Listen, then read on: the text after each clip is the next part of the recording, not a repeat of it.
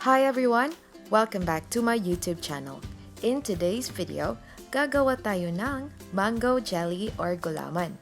Napakasimple lang po ang recipe na ito.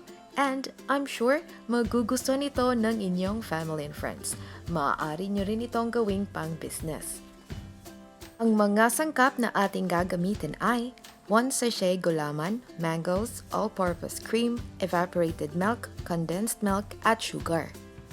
First, i-dissolve muna natin ang gulaman bago natin sindihan ang ating stove to a medium heat.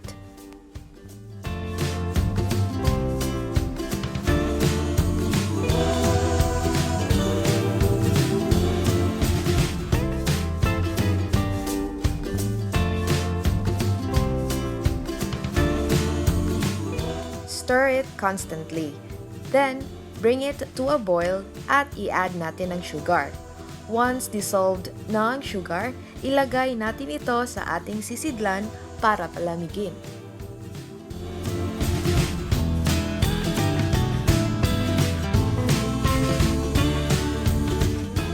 Ngayon, i-slice natin ang ating mangoes. So, ganito lang ang ginawa ko para mas madali. And then, i-add natin ang condensed milk, all-purpose cream, at evaporated milk.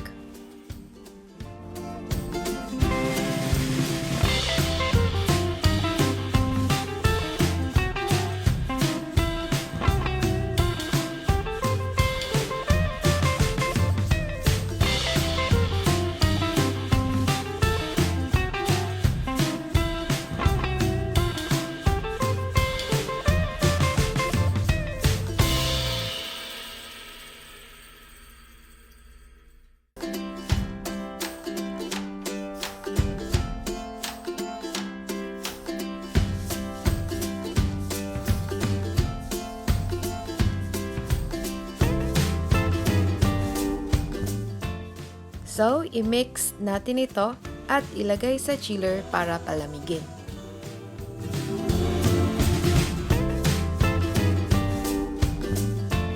Kapag malamig na ang ating gulaman, maaari na natin itong i-slice.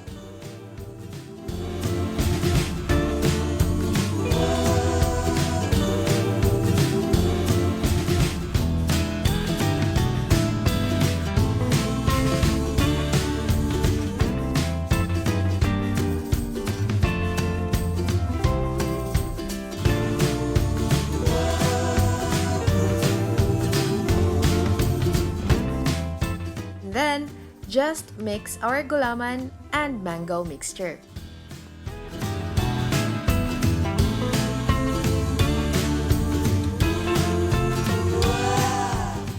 Oh, so yummy!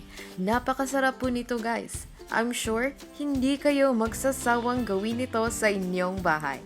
At kung gusto nyo namang gawin itong pangnegosyo, tsak, mabenta po ito lalo na ngayon na mainit ang panahon. Sana po ay nag-enjoy kayo sa video na ito. And don't forget to like, subscribe, and hit the notification bell for more quick and easy at pangnegosyo recipe. Once again, it's me, Charmaine. Have a great day and keep safe.